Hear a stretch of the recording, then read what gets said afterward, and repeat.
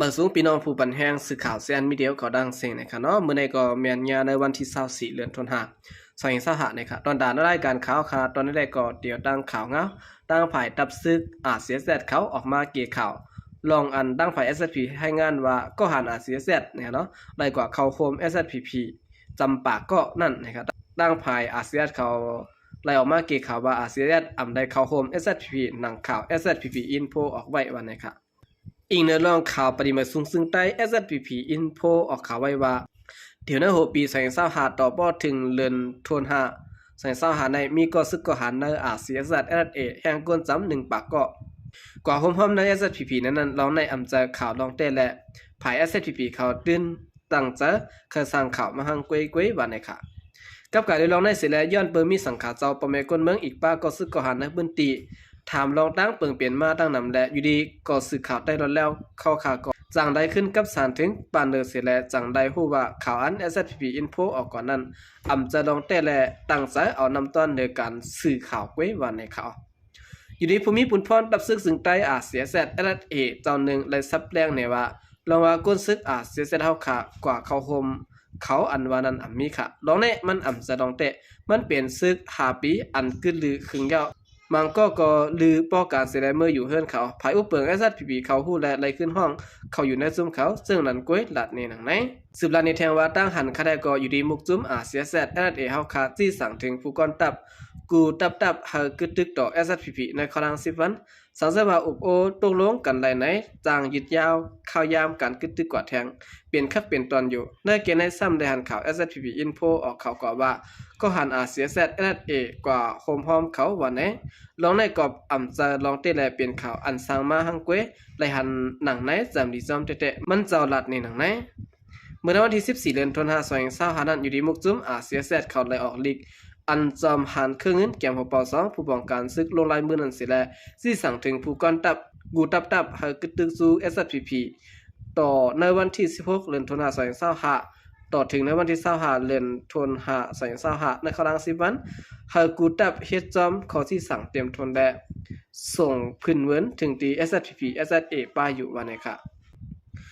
หรือสินำกันนะครับว่าสินั้นก็เมื่อในวันที่17เดือนธันวาคม2025นั้นภาย SSPP SSA ก็เลยขึ้นออกลีกว่าเฮาเป็นรองรับตอนขึ้นของการภายเกตเคของเสียขึ้นซึ่งใต้CSZเสียว่าสินั้นนะครับเนาะเมื่อในวันที่17เดือนธันวาคม2025นั้นก็ภาย SSPP SSA ก็เลยขึ้นออกลีกบึนภาวะเฮาเป็นรองรับตอนขึ้นของการภายเกตเคของเสียขึ้นซึ่งใต้CSZ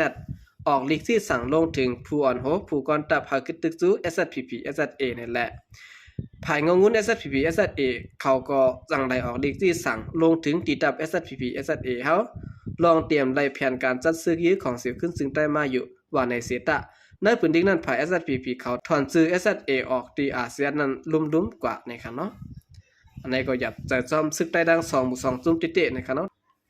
สืบเสนอข่าวขึ้นมาถ่อมด้วยข่าวเงาเกี่ยวกับเรื่องกุนซึก SSPP กว่าใส่น้ำมันกาตีปั้นน้ำมันเสียแล้วเอาหมากป้อมตกแตกเฮ็ดให้มีกุนหมัดเจ็บมียอม6เกาะนะครับเดี๋ยวด้านข่าวเงาในเสียก็มาผักตอนปั้นพี่น้องเขากว่านะครับเกี่ยวกับเรื่องในนะครับเมื่อวันที่22เดือนธันวาคม2025ปนมาใน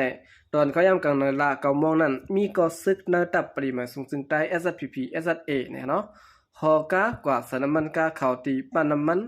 ล่าแกะนะครับอันมีดีในเส้นต่างอันลูกตีเวียงเมืองใหญ่ตีออกกว่าตั้งโหยะนั่นเสียซ้ำเฮ็ดให้หมากป้อมหลุดตกแตกและเลยเป็นรองไพ่ลูกไม้ปั่นน้ำมันนั่นเย้าเสียมก้านะครับแตกเตอปากวน6เกาะนั่นปะดังเจ้าของปั่นน้ำมันเสียก็ซึก SSPP SSA ก้อนหนึ่งก็มัดเจ็บหาวแห้งไว้สินั้นก็ผาดังตนาตีภายเกี่ยวข้องในเวียงเมืองใหญ่ก็ฮอดเปียวมาเสไล่จอยแถมเอาก้นมัดเจ็บส่งยอดยาตัวไว้ตีห้องยาลงเวียงเมืองใหญ่ไหนกุนมเนปืนตีก้อนหนึ่งหลัดนี่หนังไหนกุนมันปืนตีเวียงเมืองใหญ่ก็1ลัดเนี่ยว่าในก้นอันมาเจ็บ6ก้อนนั้นปาก้นซึกปริมาณสูงซึ่งใต้ตับซึกซึ่งใต้ SSPP SSA ตา2ก็ค่ะก้นเหตุการณ์ที่ปั้นน้ำมันน้ำแทง1ก็ค่ะเจ้าของปั้นน้ำมัน1ก็และสำตั้งผมเม2ก็ค่ะว่าไหน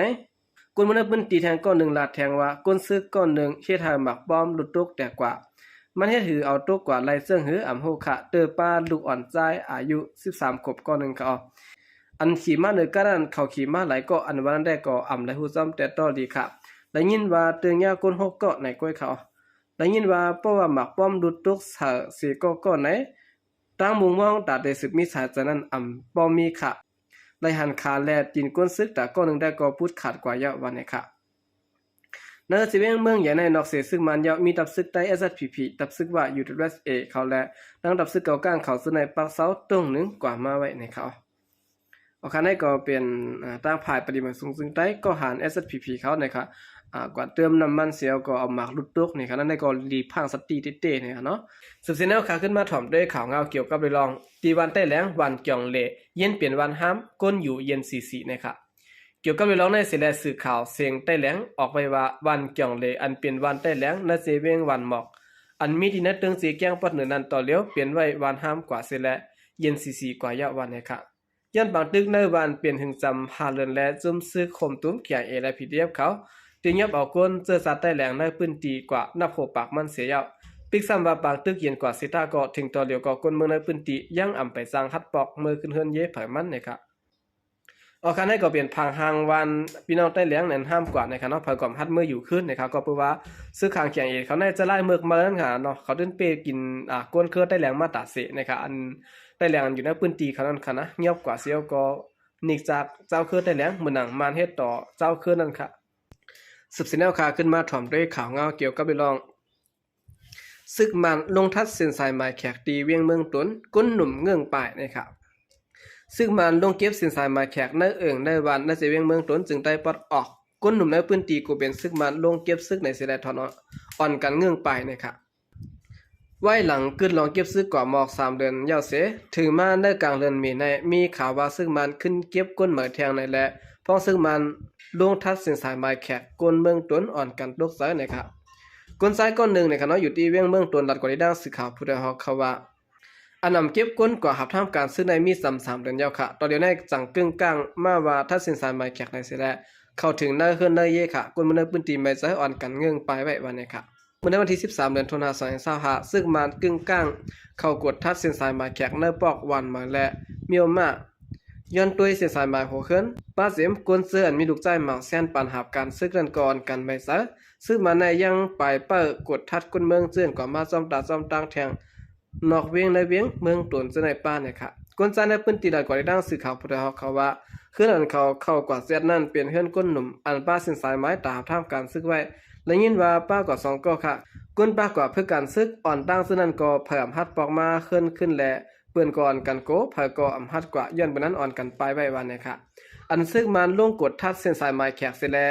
ตีกว่าป้านั้นเป็นใจหนุ่ม2ก็อายุ20 ปีไปเป็นก้นปอกวันมาอะไรผู้ซ่อมหนังไหนอ่อนตั้งซึ่งมันที่เขา